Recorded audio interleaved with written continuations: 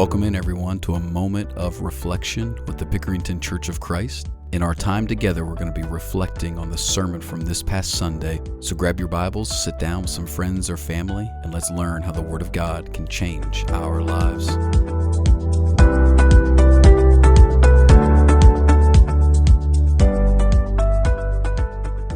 Well, welcome in, everyone. So this past Sunday, we went to Hebrews chapter 5 to learn about Jesus Christ being our greater high priest.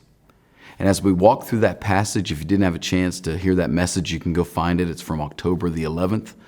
We learned about Jesus being the kind of high priest that you and I need if we're going to be right with God and have stability in our relationship with God.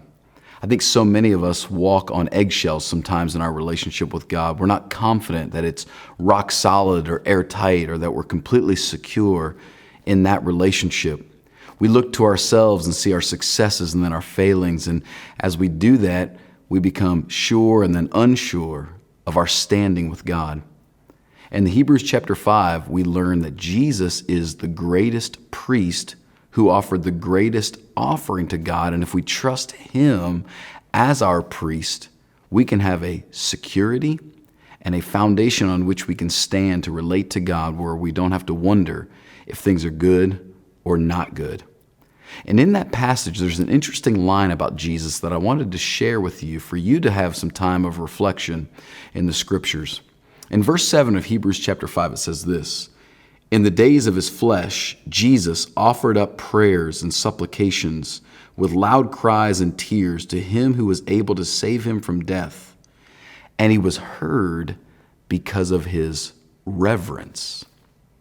Now, out of all the characteristics that you can think of about Jesus, do you think of Him as being reverent? You know, reverence is one of those characteristics that seems like it's slowly fading away in our culture. We don't really honor the idea of being reverent much anymore. We honor being brash or arrogant. We honor, overt confidence and security. But this idea of being reverent and humble, we've kind of lost a sense of really valuing what that means. And I want you to picture for a minute trying to describe Jesus in your own mind and what it looks like for Him to be reverent. What does reverence really mean? It's one of those words that's really hard to define. It's sort of a word that describes respect or piety. It's a word that describes maybe like being in awe and adoration. Reverence has a sense of humility to it, and yet we find ourselves having a difficult time putting our fingers on what does it mean to be reverent. Well, I think the people of the Old Testament had a good idea of what it meant to be reverent. They described that person as someone who had a fear of the Lord. And quite possibly that's why we've lost the sense of what it really means to be reverent and why we should value that, because we've been raised in a time and in a place where being afraid of something, having a trembling fear before something, is not something we really respect or honor anymore. And yet we have been called to fear God. Now, this reverence that Jesus had, it's hard to just read the Gospels and pick and choose some events where He showed reverence, because that's not really how reverence works. You see, reverence doesn't show up in intervals. You don't have reverence on Monday and then you're not reverent on Tuesday, and then back to Wednesday you're reverent again. If that's the case, then your reverence on Tuesday would be a sham. If that's the case, if you have it in intervals, then really the days that you do are a sham, because the days that you don't are really who you are. But Jesus was a man of reverence his entire life. And you could see it impacted the way that He lived. Let me share a couple ideas with you. The first one would be this: His reverence shaped how He approached prayer. Now remember who He was: Jesus, Son of God, equal with God. And yet when He was teaching the disciples how to pray, He said, "Pray this way: Our Father who is in heaven, hallowed be your name." The first line out of His mouth was a reverence for His Father, a respect. He bowed before Him and said, "Hallowed be your name. You are the greatest. You are above me, and I gladly submit to you." Later in His life, He would say, "I didn't come to do my will, but the will of Him who sent me." You see, reverence dictated for Jesus how He approached God. It also dictated for Jesus' life that he would have a passion for things of God. There's this story in John chapter 2 about Jesus overturning the tables of the money changers in the temple. And at first glance, it might think, well, this was a moment when he was kind of irreverent. He's in the house of God, and we're a place that's supposed to be quiet and order and respect and reverence, and yet Jesus comes and overturns the tables. But I think if you explore that event, you'll find that that actually was in a moment of serious reverence.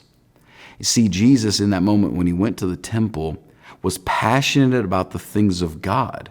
What mattered to God is what mattered to him, and that's reverence, to care about things that matter to God.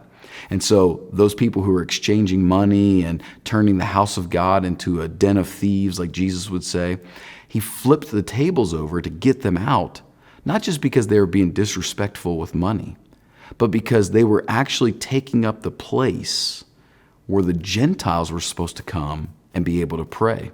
Did you know that's how the temple was originally designed? The outer court was the court where those people who were not Jewish people could come and learn of and see who God is, and maybe even become one of God's children through. It's where they were supposed to come and learn who God was and even become someone who would worship God.